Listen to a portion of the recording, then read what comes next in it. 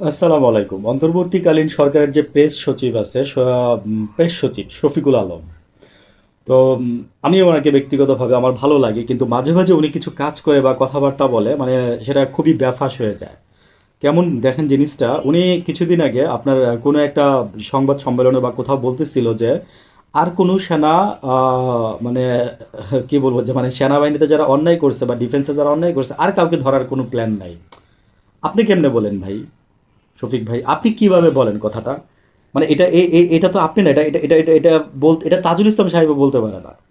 এটা এটা বলতে পারে আপনার আদালত, আইন এবং বিচারক, প্রধান বিচারক হইলে, যদি আজকে যদি আপনি প্রধান বিচারকের যদি কেউ হইতেন তাহলে আপনিই বলতে পারতেন।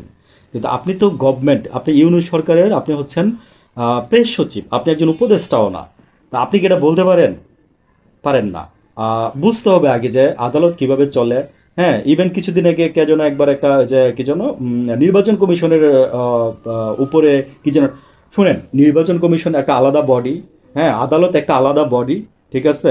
মানে এরকম সরকারের বিভিন্ন অর্গান আছে, এগুলো প্রত্যেকটা আলাদা বডি, সরকারের একটার সাথে আরেকটার কোনো রিলেশন নাই। ওই কেউ কারোর উপর গিয়ে প্রভাব খাটাইতে পারে না। বুঝছেন তো? আপনি যে এই যে কথাটা বললেন, এই যে মানুষকে যে বললেন যে আপনি আর কাউকে ধরা হবে না, হ্যাঁ, আর কাউকে ধরার কোনো প্ল্যান নাই, মানে এটা একটা মানে কি বলবো, যে আপনার কোনো নলেজেবল কথা হইছে? আমার কাছে লাগতেছে না, তাই আমি এখানে কথা বলতেছি। তো আপনারা চিন্তা করে দেখেন যে উনি বক্তব্য দিবে হচ্ছে ওনার রিলেটেড, হ্যাঁ, ওনার রিলেটেড, ওনার মন্ত্রণালয় রিলেটেড, ঠিক আছে? আপনি তো প্রেস সচিব, আপনি এমন কিছু বলবেন না যেটা নাকি মনে করেন যে আপনার আপনাকে আপনাকে জড়াইয়া কিছু হচ্ছে না, আপনি জানেন না। আপনি বলতে পারতেন যে এখানে এটা আমি জানি না, এটা আপনি আইন উপদেষ্টাকে জিজ্ঞেস করেন, বা এটা আপনি ইয়াকে জিজ্ঞেস করেন, প্রসিকিউটরকে জিজ্ঞেস করেন, বা আপনারা ওই আইসিটি মন্ত্রণালয়ের আপনার রেজিস্টারে যান, ওইখানে গিয়ে জানতে পারবেন কথাগুলো।